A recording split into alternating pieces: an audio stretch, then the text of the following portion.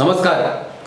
നമ്മളിന്ന് ഇരിക്കുന്നത് തൃത്താലയുടെ ജനകീയ നേതാവ് പ്രിയങ്കരനായ വി.ടി. ബൽറാമിൻ്റെ കൂടെയാണ്.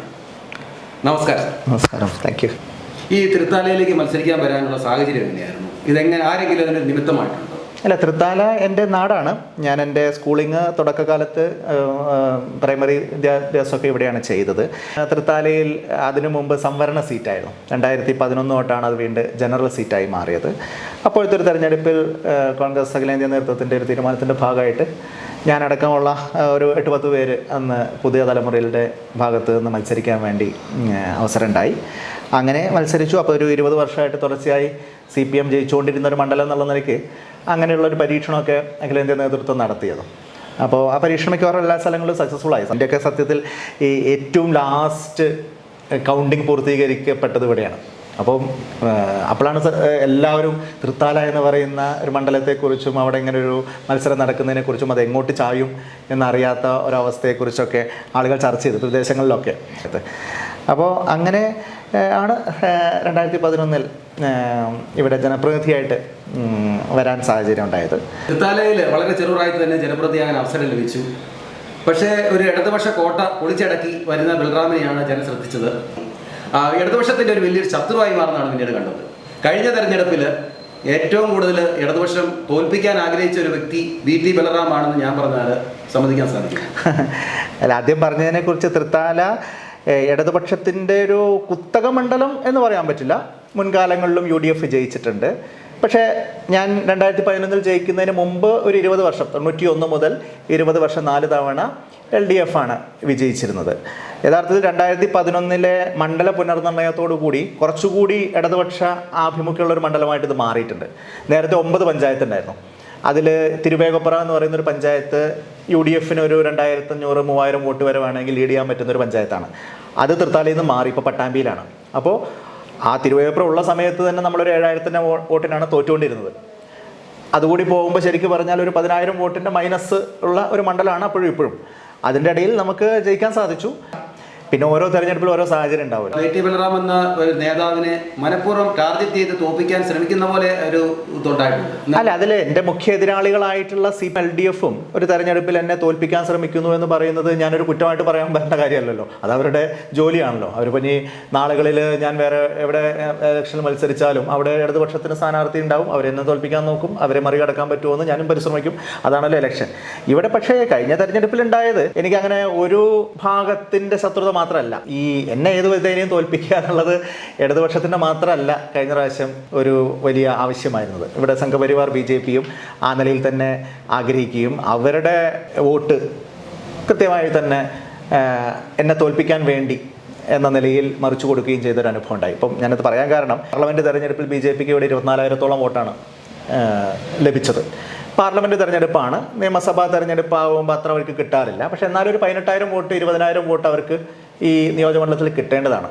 പക്ഷേ കഴിഞ്ഞ തവണ അവർക്ക് വെറും 12,000-13,000 വോട്ടേ കിട്ടിയിട്ടുള്ളൂ. അപ്പോൾ അവർക്ക് കിട്ടേണ്ട ഒരു 6,000-ഓളം വോട്ടിൻ്റെ ഒരു മൈനസ് അവിടെ ഉണ്ടായത്. കാരണം ഞാൻ എൻ്റെ ഒരു 10 വർഷം എന്ന് പറയുമ്പോൾ ഇതിപ്പോൾ ഞാൻ ഇരിക്കുന്നത് എൻ്റെ MLA ആയിരിക്കുമ്പോഴുള്ള അതേ ഓഫീസിലാണ്. ഈ തൃത്താലയിൽ ഒരു MLA ഓഫീസ് എന്നൊക്കെ ഉള്ള ഒരു സങ്കല്പവും MLA നേരിട്ട് ആളുകൾക്ക് കാണാൻ കഴിയുന്നു. നിവേദനങ്ങളോ മറ്റു പരാതികളോ ഒക്കെ ആവശ്യങ്ങളോ ഒക്കെ നേരിട്ട് പറയാൻ സാധിക്കുന്നു. പാർട്ടിയുടെ ആ ചട്ടക്കൂടിലൂടെ മാത്രം കാര്യങ്ങൾ പോകുന്ന ഒരവസ്ഥ അതൊക്കെ മാറിയത് ഈ ഒരു കാലഘട്ടത്തിലാണ്. അപ്പോൾ ആ ഒരു മാറ്റം ആളുകൾക്ക് ഫീൽ ചെയ്തിട്ടുണ്ടായിരുന്നു. ഇപ്പോൾ വീണ്ടും അദ്ദേഹം മന്ത്രിയൊക്കെയാണ്, അതിൻ്റെതായിട്ടുള്ള തിരക്കുകളൊക്കെ ഉണ്ട്. ആ ഒരു പഴയ അവസ്ഥയിലേക്ക് കാര്യങ്ങൾ പോകുന്നുണ്ടോ എന്നുള്ളൊരു സംശയം ഒരുപക്ഷെ ആളുകൾക്ക് ഉണ്ടാവും. പേരിൽ ഏറ്റവും കൂടുതൽ പരിഹാസവും നിരന്തരമായ അവഹേളനവും നേരിട്ട് ഏറ്റുവാങ്ങുന്ന ഒരാൾ ഇപ്പോഴും ഞാനാണ്. ഞാനൊക്കെ ഇലക്ഷനിൽ പരാജയപ്പെട്ടത് 4.5 വർഷം മുമ്പാണ്. അതിനുശേഷം കേരളത്തിൽ എത്രയോ മാറ്റങ്ങൾ ഉണ്ടായി. രാഷ്ട്രീയ കാലാവസ്ഥ തന്നെ മാറി. അതിനുശേഷം നടന്ന മറ്റു ഉപതെരഞ്ഞെടുപ്പുകളിലൊക്കെ UDF വലിയ ഭൂരിപക്ഷത്തിന് ജയിച്ചു. ഇപ്പോൾ ഏറ്റവും കൂടുതൽ നിലമ്പൂരിലടക്കം അങ്ങനെയൊക്കെ ചെയ്തു. പക്ഷേ ഇപ്പോഴും LDFകാർ ഏതെങ്കിലും കാര്യത്തിന് ഉത്തരം മുട്ടുമ്പോൾ ഞാനൊക്കെ 4.5 വർഷം മുമ്പ് തോറ്റതിൻ്റെ അന്നത്തെ പത്രവാർത്തയും അന്നത്തെ അവരുടെ പരിഹാസ ട്രോളുകളൊക്കെയാണ് ഇപ്പോഴും മറുപടിയായിട്ട് പറയുന്നത്. മറുപടിയൊന്നും പറയാനില്ലാത്ത വിഷയം വരുമ്പോൾ ഇതാണ് അവർക്ക് മുന്നോട്ട് വയ്ക്കാനുള്ളത് എന്നുള്ളതാണ്. അപ്പോൾ അധികാരം എന്ന് പറയുന്നത് അല്ലെങ്കിൽ പദവികൾ എന്ന് പറയുന്നത് ഒരു അവസരമാണ്, ഒരു പ്ലാറ്റ്ഫോമാണ്. നമുക്ക് ജനങ്ങൾക്കിടയിൽ നല്ല കാര്യങ്ങൾ ചെയ്യാൻ വേണ്ടിയിട്ടും നല്ല രീതിയിൽ കാര്യങ്ങളെയൊക്കെ ഉപയോഗിക്കാൻ വേണ്ടിയിട്ടും കിട്ടുന്നൊരു അവസരമാണ്. അത് നല്ല രീതിയിൽ ചെയ്യുക. അപ്പം ഞാൻ 10 വർഷം ജനപ്രതിനിധി ആയിരിക്കുമ്പോൾ എനിക്കറിയാം തൃത്താലയിലെ ഒരാൾക്ക് പോലും, എൻ്റെ ഏറ്റവും കടുത്ത വിമർശകന് പോലും തൃത്താലയുടെ അവരുടെ MLA ഒരു അഴിമതിക്കാരനാണ് എന്ന് ഒരു ഘട്ടത്തിലും പറയാൻ സാധിക്കില്ല. മറ്റേതെങ്കിലും തരത്തിലുള്ള നിയമവിരുദ്ധ പ്രവർത്തനങ്ങൾക്ക് ചൂട്ടുപിടിക്കുന്ന ആളാണ് എന്ന് ഒരു കാര്യത്തും പറയാൻ സാധിക്കില്ല. ഏതെങ്കിലും നീതി നിഷേധങ്ങൾക്ക് നേതൃത്വം നൽകുന്ന ആളാണ് എന്ന് പറയാൻ സാധിക്കില്ല. ഒരു സാധാരണക്കാരനും ഒരു പണക്കാരനും തമ്മിലുള്ള ഒരു വിഷയം വരുമ്പോൾ MLA പണക്കാരനൊപ്പം നിന്നു, സാധാരണക്കാരനെ മറന്നു എന്ന് ഒരു വിഷയത്തിലും എന്നെക്കുറിച്ച് പറയാനൊരവസരം ഞാൻ ഉണ്ടാക്കിയിട്ടില്ല. വികസന പ്രവർത്തനങ്ങൾ നടത്താത്ത ഒരാളാണ് എന്ന് പറയാൻ സാധിക്കില്ല. ജനങ്ങൾക്ക് കാണാൻ കിട്ടാത്ത ആളാണ്, ജനങ്ങളുടെ ഇടയിൽ അവൈലബിൾ ആവുന്നില്ല, ജയിച്ചു പോയതാണ് പിന്നെ കാണാൻ കിട്ടിയിട്ടില്ല എന്നുള്ളൊരു പരാതി പറയാനേ സാധിക്കില്ല. അല്ലെങ്കിൽ ഞങ്ങളുടെയൊക്കെ എന്താ പറയുക സുഖദുഃഖങ്ങളിൽ വീട്ടിലെ പ്രൈവറ്റായിട്ടുള്ള ചടങ്ങുകൾക്ക് പോലും ഞങ്ങളൊന്നും വിളിച്ചാൽ വരാത്ത ആളാണ് എന്ന് CPM-കാർക്ക് പോലും പറയാൻ സാധിക്കില്ല. അങ്ങനെ ഇപ്പോൾ ഏതെങ്കിലും മതനിരപേക്ഷ നിലപാടുകളിൽ വെള്ളം ചേർക്കുന്ന ആളാണ്, വർഗീയവാദികളുമായിട്ട് കൂട്ടുകൂടുന്ന ആളാണ്, ഒരു കാരണവശാലും എന്നെക്കുറിച്ച് അങ്ങനെ പറയാൻ സാധിക്കില്ല. ഇപ്പോഴും ഒരു പ്രത്യേക മതമായിട്ട് അങ്ങനെ ഒരു താല്പര്യമില്ല എന്നാണോ പറയുന്നത്? ഞാൻ അല്ല ഞാനത് മറച്ചു വെക്കാറൊന്നുമില്ല. ഞാനിപ്പോൾ ഇലക്ഷൻ രംഗത്തടക്കം ഞാൻ എൻ്റെ മതവിശ്വാസമില്ലായ്മ മറച്ചു വെക്കാൻ ശ്രമിക്കാറൊന്നുമില്ല. എന്നെ ഒരിക്കലും നിങ്ങൾക്ക് ഇലക്ഷൻ സമയത്ത് മാത്രം ഏതെങ്കിലും ആരാധനാലയങ്ങൾക്ക് മുമ്പിൽ വോട്ട് ചോദിച്ചുകൊണ്ടോ അല്ലെങ്കിൽ ആ സമയത്ത് ചില രാഷ്ട്രീയ നേതാക്കന്മാരും സ്ഥാനാർത്ഥികളൊക്കെ സ്ഥിരമായിട്ട് ചെയ്യുന്ന കാര്യങ്ങളുണ്ടല്ലോ, എന്നെ ഒരിക്കലും നിങ്ങൾക്ക് കാണാൻ സാധിക്കില്ല. അപ്പം ഞാൻ 3 ഇലക്ഷനിൽ മത്സരിച്ചു, 2 ഇലക്ഷനിൽ ജയിച്ചു, 1 ഇലക്ഷനിൽ തോറ്റു. അപ്പോൾ ഏതെങ്കിലും മതത്തിൻ്റെ ആശയമാണ് എന്നുള്ളതിൻ്റെ പേരിൽ ഞാൻ ഒന്നിനും തള്ളിക്കളയാറില്ല. എന്നാൽ മതം ഇങ്ങനെയാണ് പറയുന്നത്, ഈ ചട്ടക്കൂടിനകത്ത് മാത്രം ജീവിക്കണം എന്ന് പറഞ്ഞൊരു ശാഠ്യമായിട്ട് എനിക്ക് മുമ്പിൽ ഏതെങ്കിലും വന്നാൽ ഞാൻ അതിൽ നിന്ന് മാറി നടക്കുകയാണ് ചെയ്യുക. അപ്പോൾ എൻ്റെ കുട്ടികൾക്കും ഒഫീഷ്യൽ റെക്കോർഡ്സിൽ മതം രേഖപ്പെടുത്തിയിട്ടില്ല. എന്നാൽ അവർക്ക് ഏതെങ്കിലും മതശീലങ്ങൾ തുടരുന്നതിൽ ഇപ്പം അവരുടെ ഗ്രാൻഡ് പാരൻസൊക്കെ ഈ മതവിശ്വാസികളൊക്കെയാണല്ലോ, അപ്പോൾ അതിൻ്റെയൊക്കെ ചെറിയ സ്വാധീനം അവർക്ക് ഇപ്പോഴും ഉണ്ട്. നമ്മൾ ഈ തൃത്താലയിൽ 10 കൊല്ലം ജനപ്രതിയായിരുന്നു. നമ്മൾ ഈ ഒരു ജനപ്രതി എന്നുള്ള നിലയിൽ ഈ മണ്ഡലത്തിൽ ഞാൻ ചെയ്ത ഒരു വികസന പ്രവർത്തനം എനിക്ക് ഒരിക്കലും മറക്കാൻ സാധിക്കില്ല എന്ന് പറയാൻ പറ്റുന്ന, എടുത്തു പറയാൻ പറ്റുന്ന ഒരു വികസന പറയുന്നില്ലേ? അപ്പോൾ എൻ്റെ ഏറ്റവും വലിയ ഫോക്കസ് പരമാവധി ഫണ്ടുകൾ കൊണ്ടുവന്ന് റോഡുകളും മറ്റ് ഇൻഫ്രാസ്ട്രക്ചറും മെച്ചപ്പെടുത്തുക. അപ്പോൾ അതിൽ എനിക്ക് അഭിമാനമുള്ളത് തൃത്താലയിൽ ഞാൻ MLA ആയതിനു ശേഷമാണ് ആദ്യമായി BMNBC ചെയ്ത റോഡുകൾ ഇവിടെ വരുന്നത്.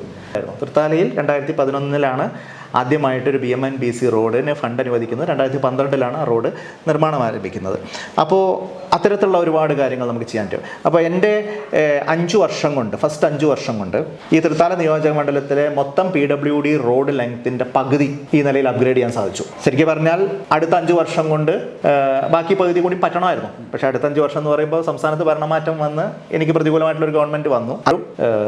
എനിക്ക് തോന്നുന്നു ഈ സമീപ പ്രദേശത്തെ ഏറ്റവും മോശപ്പെട്ട റോഡുകൾ ഇപ്പോൾ ഉള്ളത് തൃത്താലയിലാണ്. നിങ്ങൾ പോകുന്ന റോഡൊക്കെ അന്ന് ചെയ്തതാണ്, അന്ന് ചെയ്തതാണ്. അതിന് ശേഷം പിന്നെ രണ്ടാമത് ചെയ്തിട്ടില്ല. ഇപ്പൊ അടുത്ത കാലത്ത് ഇപ്പോൾ 2-3 കോടി രൂപ ചെലവഴിച്ച് ചെയ്തു എന്ന് പറഞ്ഞ് ഇപ്പോൾ വീണ്ടും പൊട്ടിപ്പൊളിഞ്ഞു തുടങ്ങി. ഞാൻ പറഞ്ഞു വന്നത് അതായിരുന്നു എൻ്റെ ഒരു ഫോക്കസ്. പിന്നെ 3 പഞ്ചായത്തുകൾക്ക് വേണ്ടിയുള്ള ഒരു സമഗ്ര കുടിവെള്ള പദ്ധതി നമ്മൾ കൊണ്ടുവന്നു.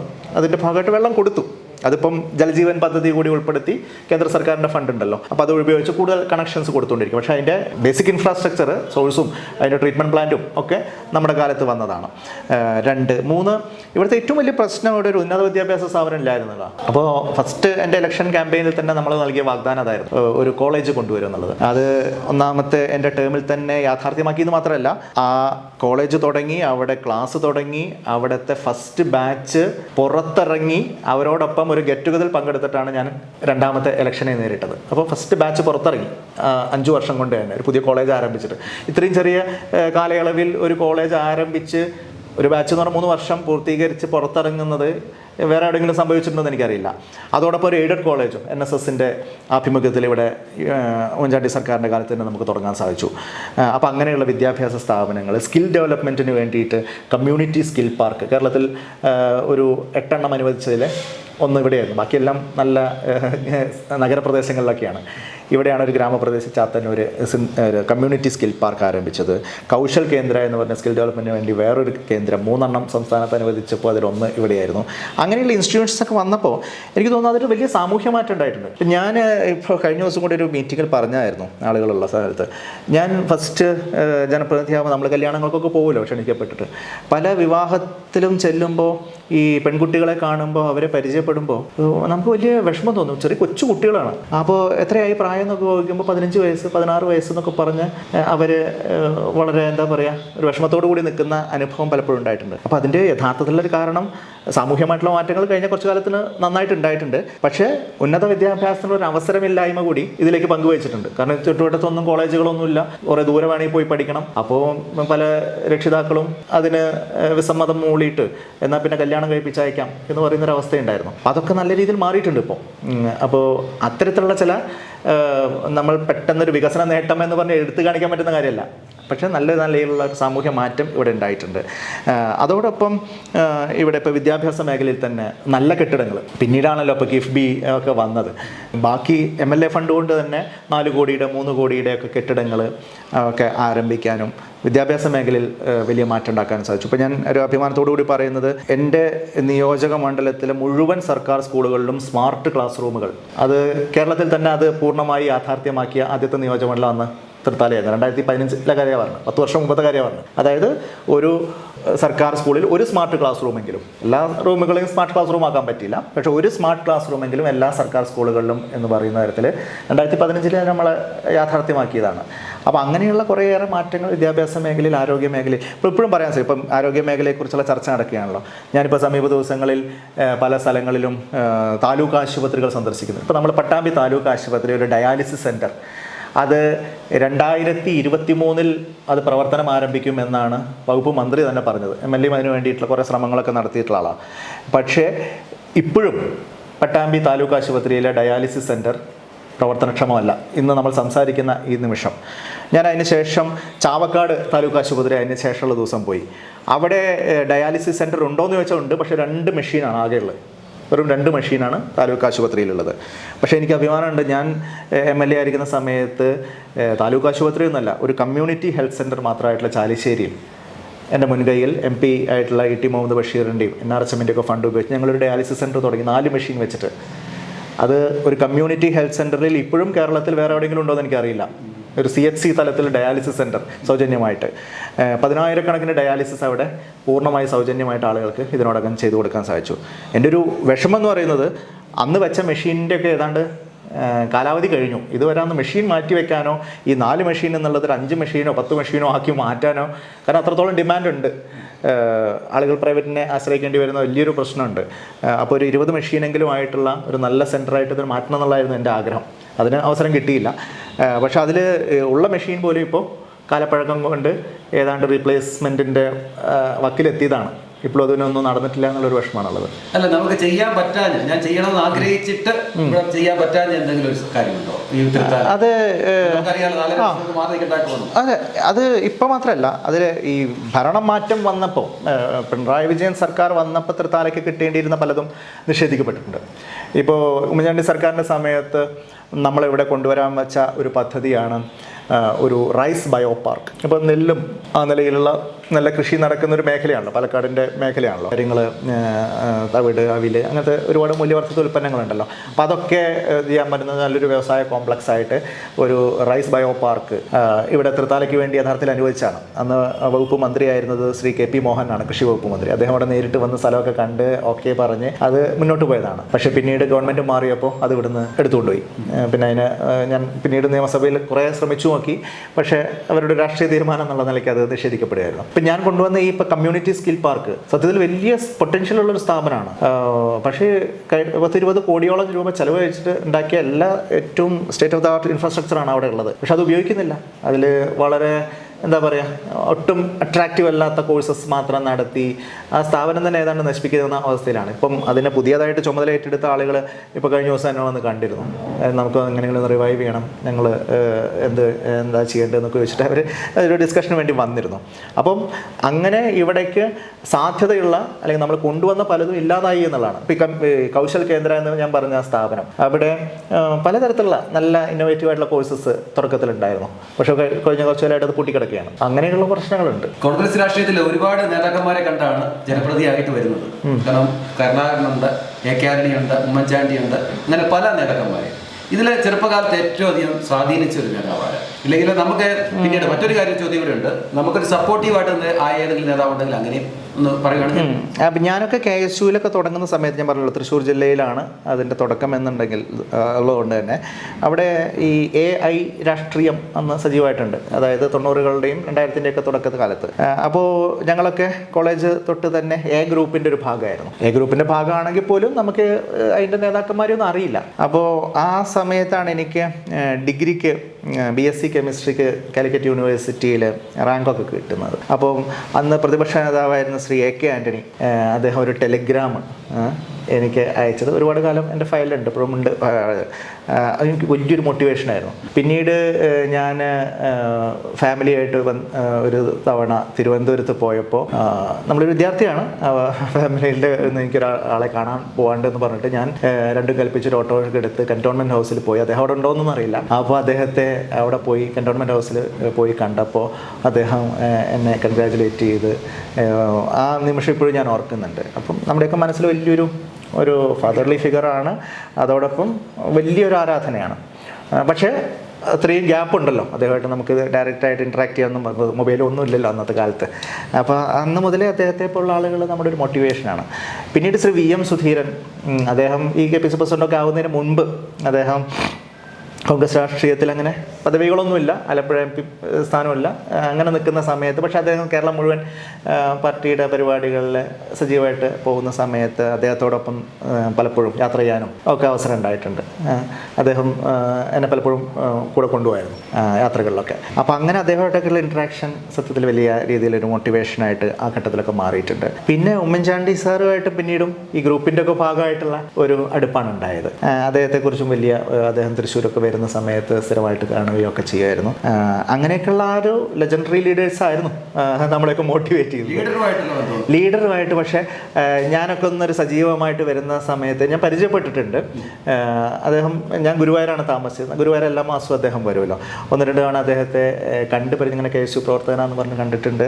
പിന്നീട് തൃശ്ശൂർ രാമനിലയത്തിലും വെച്ച് കണ്ടിട്ടുണ്ട്. പക്ഷേ അദ്ദേഹത്തിന് എൻ്റെ ഒരു പേരോ മറ്റു കാര്യങ്ങളോ അത്ര ഓർമ്മയിൽ തങ്ങി നിൽക്കുന്ന തരത്തിലുള്ളൊരു ബന്ധം ഉണ്ടായിരുന്നില്ല.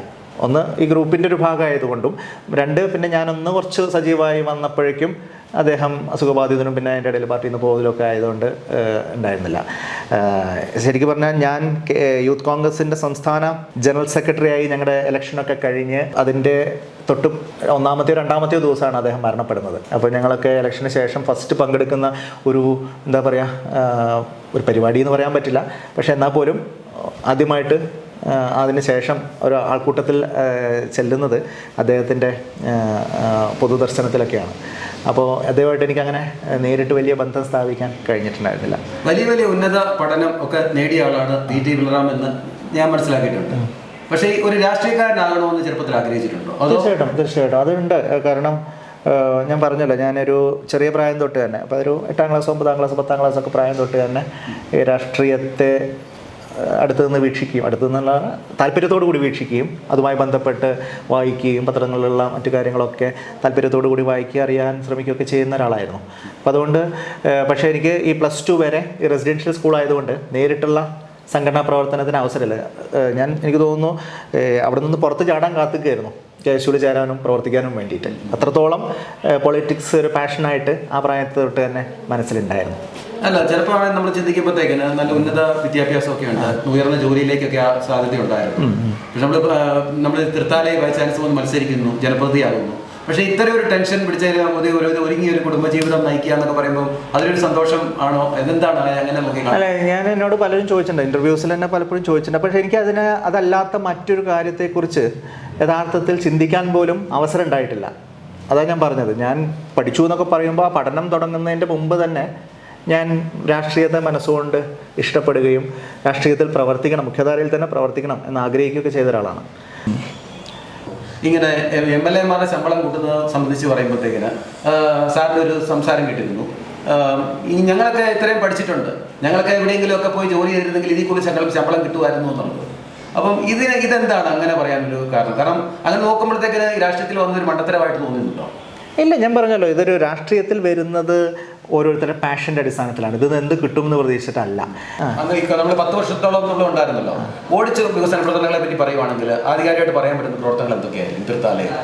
അപ്പം ഞാൻ തൃത്താലയിൽ MLA ആയിട്ട് വരുന്ന സമയത്ത് ഇവിടുത്തെ ഏറ്റവും വലിയ പ്രശ്നം അടിസ്ഥാന സൗകര്യം ഇല്ലായ്മ എന്നുള്ളതായിരുന്നു. പിന്നീട് കഴിഞ്ഞപ്പോൾ 9 വർഷം കൊണ്ട് അത് പൂർത്തീകരിക്കാൻ സാധിച്ചിട്ടില്ല എന്നുള്ള വേറെ വിഷയം. അതൊരു വലിയ ഒരു പ്രവർത്തനമായിരുന്നു. നമ്മുടെ പ്രധാനപ്പെട്ട ഫോക്കസ് അതായിരുന്നു. രണ്ടാമത്തത് വിദ്യാഭ്യാസ മേഖലയാണ്. ഉന്നത വിദ്യാഭ്യാസ സ്ഥാപനങ്ങളൊന്നും ഈ പരിസരത്ത് ഉണ്ടായിരുന്നില്ല ഗവൺമെൻറ് മേഖലയിൽ. അപ്പോൾ അതൊരു സാമൂഹ്യ പ്രശ്നം കൂടിയാണല്ലോ. പ്രത്യേകിച്ചും പെൺകുട്ടികളായിട്ടുള്ള ആളുകൾക്കടക്കം ഉന്നത വിദ്യാഭ്യാസത്തിന് പോകാൻ ചുറ്റുവട്ടത്ത് അവസരം ഉണ്ടാവാതിരിക്കുമ്പോൾ അവരെ നേരെ പെട്ടെന്ന് കല്യാണം കഴിപ്പിച്ച് അയക്കാനൊക്കെയാണ് രക്ഷിതാക്കൾക്കൊരു ടെൻഡൻസി ഉണ്ടാവുക.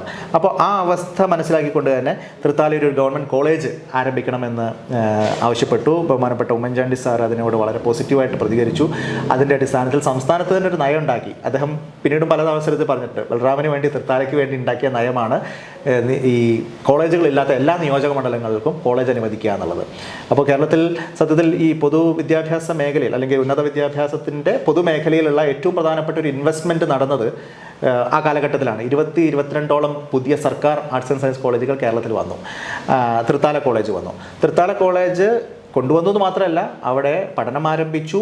അവിടുത്തെ ആദ്യത്തെ ബാച്ചിലെ വിദ്യാർത്ഥികൾ കോഴ്സ് പൂർത്തീകരിച്ച് പുറത്തിറങ്ങിയതിന് ശേഷമാണ് ഞാൻ രണ്ടാമത്തെ ഇലക്ഷന് നേരിട്ടത്. അപ്പോൾ 5 വർഷം കൊണ്ട് ഒരു കോളേജിന് വേണ്ടിയുള്ള നയപരമായ തീരുമാനമെടുത്ത് കോളേജ് ആരംഭിച്ച് കോളേജിന് വേണ്ടിയുള്ള താൽക്കാലിക സൗകര്യങ്ങൾ കണ്ടെത്തി ഫസ്റ്റ് ബാച്ചിന് പ്രവേശനം നൽകി അവർ 3 വർഷം പഠിച്ച് പുറത്തിറങ്ങുക എന്ന് പറയുന്നത് എനിക്ക് തോന്നുന്നു ഇത്രയും ചെറിയ കാലയളവിൽ ഇതിനു മുമ്പ് കേരളത്തിൽ ഉണ്ടായിട്ടുണ്ടോ എന്ന് അറിയില്ല. അപ്പോൾ അതൊരു വലിയ പ്രധാനപ്പെട്ട പ്രവർത്തനമായിരുന്നു. അതോടൊപ്പം തന്നെ വിദ്യാഭ്യാസ മേഖലയിൽ വലിയ കെട്ടിടങ്ങളും MLA ഫണ്ടൊക്കെ ഞാൻ പരമാവധി വിദ്യാഭ്യാസ മേഖലയ്ക്ക് വേണ്ടിയാണ് ചെലവഴിച്ചത്. 3 കോടിയുടെ 4 കോടിയുടെ ഒക്കെ സർക്കാർ സ്കൂൾ കെട്ടിടങ്ങൾ ആ കാലഘട്ടത്തിലാണ് തൃത്താല നിയോജക മണ്ഡലത്തിൽ വന്നത്. ഇന്നും അഭിമാനത്തോടു കൂടി പല സ്ഥലങ്ങളിലും അത് ഉയർന്നു നിൽക്കുന്നുണ്ട്. അതുപോലെ തന്നെ ഞാൻ 2015 നിയോജകമണ്ഡലത്തിൽ പൂർത്തീകരിച്ചൊരു പ്രവർത്തനമാണ് എല്ലാ സർക്കാർ സ്കൂളുകളിലും സ്മാർട്ട് ക്ലാസ് റൂം. അത് അന്ന് സ്മാർട്ട് ക്ലാസ് റൂം എന്ന് പറയുന്ന ആശയമൊക്കെ ശരിക്കും പറഞ്ഞാൽ വന്നു തുടങ്ങുന്നേ ഉള്ളൂ. അപ്പോൾ എല്ലാ സ്കൂളുകളിലും മിനിമം ഒരു സ്മാർട്ട് ക്ലാസ് റൂമെങ്കിലും ഉണ്ടാവുക. ഹൈസ്കൂളിലൊക്കെയാണ് 3 സ്മാർട്ട് ക്ലാസ് റൂമെങ്കിലും ഉണ്ടാവുക. ആ നിലയിൽ 50-ലേറെ സ്മാർട്ട് ക്ലാസ് റൂമുകൾ നിയോജകമണ്ഡലത്തിൽ ആരംഭിക്കാൻ ആ കാലഘട്ടത്തിൽ സാധിച്ചു.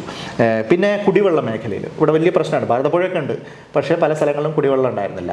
അപ്പോൾ അത് 3 പഞ്ചായത്തുകൾക്ക്, ആനക്കര, കപ്പൂര്, പട്ടിത്തറ 3 പഞ്ചായത്തുകൾക്ക് വേണ്ടിയുള്ള സമഗ്ര കുടിവെള്ള പദ്ധതി ആവിഷ്കരിച്ചു.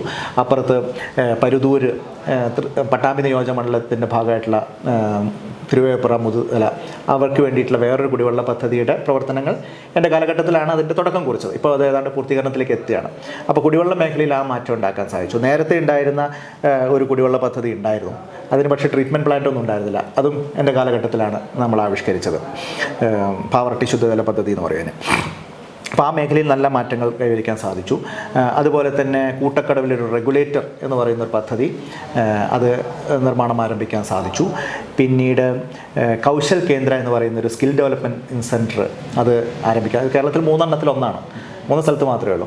അതുപോലെ തന്നെ കമ്മ്യൂണിറ്റി സ്കിൽ പാർക്ക്, നല്ല സൗകര്യങ്ങളുള്ള ഒരു 10-20ഓളം കോടി രൂപ ഇൻവെസ്റ്റ്മെൻറ്റിലുള്ള ഏറ്റവും സ്റ്റേറ്റ് ഓഫ് ദ ആർട്ട് ഇൻഫ്രാസ്ട്രക്ചറുള്ള ഒരു സ്ഥാപനമാണ്. ഇന്ന് പക്ഷേ അത് ദൗർഭാഗ്യവശാൽ വേണ്ട രീതിയിൽ ഉപയോഗിക്കുന്നില്ല എന്നുള്ളൊരു പരാതിയുണ്ട്. അവിടെ നല്ല ആകർഷകമായിട്ടുള്ള കോഴ്സുകളൊന്നും ഇപ്പോൾ ഇല്ല. അതുകൊണ്ട് തന്നെ അതൊരു അട്രാക്റ്റീവ് അല്ലാത്ത രീതിയിലാണ് ഇപ്പോൾ നിലനിൽക്കുന്നത്. അപ്പോൾ അതിനൊരു മാറ്റം ഉണ്ടാവണമെന്നൊക്കെ ആഗ്രഹമുണ്ട്. അപ്പോൾ അത് ആ കാലഘട്ടത്തിലൊരു മാറ്റമാണ്. അപ്പോൾ അങ്ങനെയുള്ള ഒരുപാട് പ്രവർത്തനങ്ങൾ ഓരോ മേഖലയിലും നടത്താൻ സാധിച്ചു എന്നുള്ളത് തന്നെയാണ് കാണാൻ സാധിക്കുന്നത്. എന്തുകൊണ്ട് മുഖ്യമന്ത്രിയുടെ മകളുടെ അക്കൗണ്ടിലേക്ക് ഇങ്ങനെ പൈസ വരുന്നു, അവരുടെ പ്രൈവറ്റ് അക്കൗണ്ടിലേക്ക് വരുന്നു, അവരുടെ 1% കമ്പനിയായിട്ടുള്ള കമ്പനിയുടെ അക്കൗണ്ടിലേക്ക് പൈസ വരുന്നു, ആ മുഖ്യമന്ത്രി ചില പ്രധാനപ്പെട്ട പോർട്ട്ഫോളിയോസ് കൈകാര്യം ചെയ്യുന്നു. അതാണല്ലോ മുഖ്യമന്ത്രി കേരളത്തിൽ IT വകുപ്പ് മന്ത്രിയായിട്ടിരിക്കുന്നു. അദ്ദേഹത്തിന് IT-യുമായി ബന്ധപ്പെട്ട് പ്രത്യേകിച്ച് ആ നിലയിലുള്ള പ്രാവീണ്യമൊന്നും ഉള്ളതായിട്ട് നമുക്ക് ആർക്കും അറിയില്ല. എന്നിട്ടും കേരളത്തിൽ കഴിഞ്ഞ 10 വർഷമായിട്ടും ശ്രീ പിണറായി വിജയനാണ് IT വകുപ്പ് മന്ത്രി. അദ്ദേഹത്തിൻ്റെ മകളൊരു IT കമ്പനി നടത്തുന്നു. ആ IT കമ്പനി വേറൊരു കമ്പനിക്ക് IT സർവീസസ് നൽകുന്നു. അതിൻ്റെ പേരിൽ പണം വാങ്ങുന്നു. അപ്പോൾ ഇതിൽ മറ്റൊരു ഉയർന്ന ജനാധിപത്യ ബോധമുള്ള സമൂഹത്തിലാണെങ്കിൽ ഈ കോൺഫ്ലിക്റ്റ് ഓഫ് ഇൻട്രസ്റ്റ് എന്ന് പറയുന്ന ആശയം വളരെ പ്രധാനമാണ്. ഇവിടെ അതുമായി ബന്ധപ്പെട്ട് മുഖ്യമന്ത്രിക്ക് നേരെ ഒരു ചോദ്യം പോലും ഉയരുന്നില്ല. ആ കമ്പനി ഒരുപാട് മലിനീകരണം നടത്തുന്നതായിട്ട് പരാതികൾ ഉയരുന്നു. ഈ മലിനീകരണ നിയന്ത്രണ ബോർഡ് മുഖ്യമന്ത്രിയാണ് കൈവശം വെച്ചിരിക്കുന്നത്. എന്നിട്ടും അതുമായി ബന്ധപ്പെട്ടൊരു ചോദ്യം ഉയരുന്നില്ല. അപ്പോൾ അതുകൊണ്ടാണ് ഇതിൽ ചില ദുരൂഹതകളുണ്ട്, അഴിമതികളുണ്ട്. ഇതൊന്ന് അന്വേഷിക്കണം എന്നാണ് പറയുന്നത്. ഇപ്പം പിണറായി വിജയനെ ഒറ്റയടിക്ക് കുറ്റവാളിയായി മുദ്രകുത്തണം, തുറുങ്കിലടക്കണം എന്നല്ല മാത്യു കുഴൽനാടനകം പറയുന്നതായിട്ട് ഞങ്ങൾ മനസ്സിലാക്കുന്നത്. അതൊന്ന് അന്വേഷിക്കാൻ തയ്യാറാവണം. അന്വേഷണം പോലും വേണ്ട എന്ന് കോടതികൾ പറയുന്നു, അല്ലെങ്കിൽ മറ്റാരെങ്കിലും പറയുന്നു. അത് എന്ത് കോടതിയാണ് നമുക്ക് ചോദിക്കേണ്ടി വരും. ഇത് തന്നെയാണ് റഫാൽ കേസിൽ നരേന്ദ്രമോദിക്ക് വേണ്ടി സുപ്രീം കോടതിയും ചെയ്യുന്നത്. റഫാലിൽ അന്വേഷണം വേണ്ട എന്നുള്ളതാണല്ലോ കോടതികളുടെ തീരുമാനം. പക്ഷേ 650 മറ്റോ കോടിക്ക് കിട്ടിയിരുന്ന റഫാൽ വിമാനം 1500-2000 കോടി ആവുന്നു എന്ന് പറയുമ്പോൾ അതിൻ്റെ ഭാഗമായിട്ടുള്ള ഒരു അന്വേഷണവും വേണ്ട എന്ന് കോടതികൾ പറയുകയാണ്. ഇതിലൊരു കുഴപ്പമില്ല എന്ന് കോടതികൾ ആദ്യം തന്നെ മുദ്രകുത്തിയാണ്. എന്നിട്ട് ഈ പരാതി ഉന്നയിക്കുന്ന ആളുകളോട് പറയുകയാണ് നിങ്ങൾ തെളിവ് കൊണ്ടുപോകാമെന്ന്. ഇപ്പോൾ മാത്യു കുഴൽനാടനോടും കോടതി പറയുന്നത് നിങ്ങൾ തെളിവ് കൊണ്ടുപോകുന്നതാണ്. അത് നമ്മുടെ അന്വേഷണ ഏജൻസികളുടെ ജോലിയല്ലേ. ഇതിൽ പ്രഥമ ദൃഷ്ട്യാ സംശയിക്കാവുന്ന സാഹചര്യം ഉണ്ടോ? ഇതാണ് നമ്മൾ പ്രഥമ ദൃഷ്ട്യാ സംശയിക്കാവുന്ന സാഹചര്യം ഉണ്ടോ? ഉണ്ട് എന്ന് തന്നെയാണല്ലോ കാണാൻ സാധിക്കും. അപ്പം ഞാൻ പറഞ്ഞല്ലോ, ഒരു മലിനീകരണം ഉണ്ടാക്കുന്ന കമ്പനി, മലിനീകരണ നിയന്ത്രണ ബോർഡ് മുഖ്യമന്ത്രിയുടെ കീഴിൽ, മുഖ്യമന്ത്രിയുടെ മകൾക്ക് ഈ കമ്പനി മാസം മാസം പൈസ കൊടുത്തുകൊണ്ടിരിക്കുന്നു. അവിടെ എന്തോ സംതിങ് ഫിഷി എന്ന് അറിയാലോ. മുഖ്യമന്ത്രി IT വകുപ്പിൻ്റെ ചുമതല വഹിക്കുന്നു. മുഖ്യമന്ത്രിയുടെ മകൾ IT കമ്പനി നടത്തുന്നു. അവർ ഈ കമ്പനിക്ക് IT സർവീസസ് എന്ന പേരിൽ പണം കൊടുക്കുന്നു. എന്തൊക്കെയാണ് IT സർവീസസ് എന്നുള്ളത് കേരളം ചർച്ച ചെയ്തല്ലേ. മൈക്രോസോഫ്റ്റ് എക്സലും ടാലിയും ഒക്കെ ആണല്ലോ ഇവർ നൽകുന്ന സർവീസായിട്ട് കാണുന്നത്. അപ്പോൾ ഇതിനെക്കുറിച്ച് അന്വേഷണം വേണ്ട എന്നാണ് പറയുന്നത്. അപ്പോൾ നമ്മുടെ ജനാധിപത്യത്തിലുള്ള ആളുകളുടെ വിശ്വാസം നഷ്ടപ്പെടുകയാണ്. ഇപ്പോൾ ഇത് ഏറ്റവും ഒടുവിൽ നമ്മൾ കേട്ടത് വിജിലൻസ് വകുപ്പിനെ വിവരാവകാശ നിയമത്തിൽ നിന്ന് ഒഴിവാക്കുന്നു. ലോകായുക്തയുടെ പല്ലും നഖവും എടുത്തു കളഞ്ഞു. ലോകായുക്ത മുഖ്യമന്ത്രിയുടെ ദുരിതാശ്വാസ നിധിയിലെ ക്രമക്കേടടക്കം അന്വേഷിച്ചുകൊണ്ടിരിക്കുന്ന സമയത്ത് അതിൽ ലോകായുക്ത ഒരു വിധി പുറപ്പെടുവിക്കുന്ന സാഹചര്യം വന്നാൽ പിണറായി വിജയന് പിന്നെ അവിടെ തുടരാൻ സാധിക്കില്ല. അതുകൊണ്ട് ലോകായുക്തയുടെ ആ അധികാരം തന്നെ എടുത്തു കളയുന്നു. ലോകായുക്തയുടെ കാര്യം ശുപാർശ മാത്രമാണ്, അതിന് ഓവർ റൂൾ ചെയ്യാനുള്ള അവകാശം മന്ത്രിസഭയ്ക്കുണ്ട് എന്ന് പറയുന്ന ഒരു പുതിയ നിയമത്തിലേക്ക് വരികയാണ്. അപ്പോൾ ലോകായുക്ത പിന്നെ ഡിസ്ഫങ്ഷണലായി, അതൊരു എന്താ പറയുക, ഇറലവൻ്റായി മാറുകയാണ്. അപ്പോൾ ഇൻസ്റ്റിറ്റ്യൂഷൻസിൻ്റെ തകർച്ച യഥാർത്ഥത്തിൽ നമ്മൾ ഗൗരവത്തിൽ ചർച്ച ചെയ്യേണ്ടതാണ്. കേന്ദ്രത്തിൽ മോദി ചെയ്യുന്നതും ഇവിടെ പിണറായി വിജയൻ ചെയ്യുന്നതാണ് ഇൻസ്റ്റിറ്റ്യൂഷൻസിനെ ദുർബലപ്പെടുത്തുക എന്നുള്ളതാണ്. അത് എല്ലാ ഡെസ്പോട്ടുകളുടെയും എല്ലാ സ്വേച്ഛാധിപതികളുടെയും പതിവായിട്ടുള്ള രീതിയാണ്. ഇൻസ്റ്റിറ്റ്യൂഷൻസ് എത്രത്തോളം ദുർബലമാവുന്നു അത്രത്തോളം സ്വേച്ഛാധിപതികൾ അവരുടെ അധികാരപ്രമത്തത ഉപയോഗിക്കുന്നു എന്നുള്ളതിനാണ് നമുക്ക് കാണാൻ സാധിക്കുന്നത്. 2021 പിണറായി വിജയൻ ഒപ്പമായിരുന്നു കേരളം. ഓരോ തെരഞ്ഞെടുപ്പിലും പിണറായി വിജയൻ പ്രചരണം നടത്തിയാൽ അവിടെ UDF 10,000 വോട്ട് കൂടുക എന്നതാണ് ഇന്ന്. ഇപ്പം നിലമ്പൂരിൽ ഒരു സിറ്റിംഗ് സീറ്റിൽ LDF പരാജയപ്പെടുകയാണ്. 11,000 വോട്ടിനാണ് ഞങ്ങൾ ജയിക്കുന്നത്. എന്നാൽ അവിടെ ഞങ്ങളല്ലാത്ത മൂന്നാമത്തെ ഒരു ആൾ കൂടി ഉണ്ടായിരുന്നു, അൻവർ. അദ്ദേഹവും പിണറായി വിജയനെതിരെയും അദ്ദേഹത്തിന്റെ നയങ്ങൾക്കെതിരെയാണ് പറഞ്ഞത്. അദ്ദേഹത്തിന് 19,000 വോട്ട് കിട്ടി. ഈ 19-11 കൂട്ടിയാൽ 30,000 വോട്ടാണ് ഈ ഭരണത്തിനെതിരായിട്ട് അവിടെ വീണിരിക്കുന്നത് ഒരു സിറ്റിംഗ് മണ്ഡലത്തിൽ. അപ്പോൾ ആ നിലയിൽ ജനങ്ങളുടെ ഇടയിൽ മാറ്റം ഉണ്ടാകുന്നുണ്ട്. ആ മാറ്റം ഉണ്ടാകുന്നത് പ്രതിപക്ഷത്തിന്റെ പ്രവർത്തനം കൊണ്ട് തന്നെയാണ്. ആ മാറ്റം ഉണ്ടാക്കുക എന്നുള്ളത് തന്നെയാണ് പ്രതിപക്ഷ പ്രവർത്തനം. 5 വർഷം ഗവൺമെന്റിനെ വരച്ച വരയിൽ നിർത്തുക, ഗവൺമെന്റിനെ നിരന്തരമായി ഓഡിറ്റ് ചെയ്യുക, ഗവൺമെന്റിന്റെ വീഴ്ചകളെ ജനങ്ങൾക്കിടയിൽ തുറന്നു കാട്ടുക. VD സതീശൻ കേരളത്തിൽ പ്രതിപക്ഷ നേതാവായി വന്നതിന് ശേഷം എല്ലാ തെരഞ്ഞെടുപ്പുകളിലും UDF മെച്ചപ്പെടുകയാണല്ലോ. ഇപ്പോൾ രണ്ടാം പിണറായി വിജയൻ സർക്കാർ വന്നതിന് ശേഷം എനിക്ക് തോന്നുന്നു പഞ്ചായത്ത് തെരഞ്ഞെടുപ്പുകൾ ഒരുപാട് നടന്നിട്ടുണ്ട്. ഉപതെരഞ്ഞെടുപ്പുകൾ 10-12 ബാച്ചുകളിലായിട്ടാണ് നടന്നത്. ആ ഓരോ തെരഞ്ഞെടുപ്പിലും UDFന്റെ ടാലി വർദ്ധിക്കുന്നതായിട്ടാണ് നമുക്ക് കാണാൻ സാധിക്കുക. ഇപ്പോൾ ഞങ്ങളുടെ തൃത്താലയിൽ തന്നെ ഇതേപോലെ പഞ്ചായത്ത് ഉപതെരഞ്ഞെടുപ്പ് നടന്നപ്പോൾ മിക്കവാറും എല്ലാതും LDFന്റെ സിറ്റിംഗ് സീറ്റ് ഞങ്ങൾ പിടിച്ചെടുക്കുന്ന അവസ്ഥയാണ് ഉണ്ടായത്. ഞങ്ങളുടെ ഒരു സിറ്റിംഗ് സീറ്റും LDFന് നേടാൻ സാധിച്ചില്ല ഇപ്പം ഇവിടുത്തെ പഞ്ചായത്ത് ഇലക്ഷനിൽ. അതുപോലെ തന്നെ പാർലമെൻറ്റ് ഇലക്ഷനിൽ 18 സീറ്റ് UDF നേടുകയാണ്. അത് വെറുതെ നേടുക മാത്രമല്ല, കാസർഗോഡ് നിന്ന് എടുത്തു നോക്കിയാൽ എല്ലാ സീറ്റിലും 1 ലക്ഷം, 1.5 ലക്ഷം, 2 ലക്ഷമാണ് ലീഡ്, ഭൂരിപക്ഷം.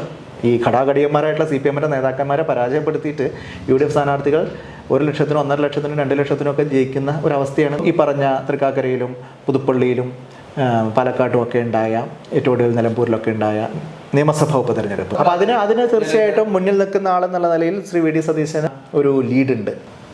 ഇപ്പൊ കേരളത്തിന്റെ ആരാധ്യനായ മുഖ്യമന്ത്രി ഉമ്മൻചാണ്ടി സാറിന്റെ മകൻ ഈ അദ്ദേഹത്തിന്റെ MLA എന്നുള്ള നിലയിലെ പ്രവർത്തനങ്ങൾ എങ്ങനെ നോക്കി? അപ്പോൾ ചാണ്ടി ഉമ്മൻ നല്ല രീതിയിൽ ഹാർഡ് വർക്ക് ചെയ്യുന്നൊരു ചെറുപ്പക്കാരനാണ്. അദ്ദേഹത്തിന് പിതാവിൻ്റെ ഒരു ലെഗസി ഉണ്ട്, പക്ഷെ അതിൽ മാത്രം ഒതുങ്ങി നിൽക്കുന്നതല്ല. അപ്പോൾ ശരിക്കും പറഞ്ഞാൽ ഉമ്മൻചാണ്ടി ഉള്ള സമയത്തും ചാണ്ടി ഉമ്മൻ അദ്ദേഹത്തിൻ്റെ ആയിട്ടുള്ള വേറെ ഒരു ശൈലി ഉണ്ടായിരുന്നു. അദ്ദേഹം ഈ പറഞ്ഞ പോലെ ഞാൻ നേരിട്ട് അറിയുന്നത് മാത്രമല്ല, പലരും സുഹൃത്തുക്കളൊക്കെ പറയുന്ന ഇത് അനുഭവം വെച്ചുകൊണ്ട് പറയുകയാണെങ്കിൽ അദ്ദേഹം ഡൽഹിയിലൊക്കെ സെൻറ്റ് സ്റ്റീവൻസിലൊക്കെ പഠിക്കുന്ന സമയത്ത് അദ്ദേഹം ഈ മുഖ്യമന്ത്രിയുടെ മകൻ എന്ന് പറയുന്ന ഒരു ക്ലൗട്ട് ഉപയോഗിക്കുന്ന ഒരാളായിരുന്നില്ല. അന്ന് കോൺഗ്രസിന് ഒരുപാട് മുഖ്യമന്ത്രിമാരുണ്ടായിരുന്നു ഡൽഹിയിൽ ആ കാലഘട്ടത്തിൽ.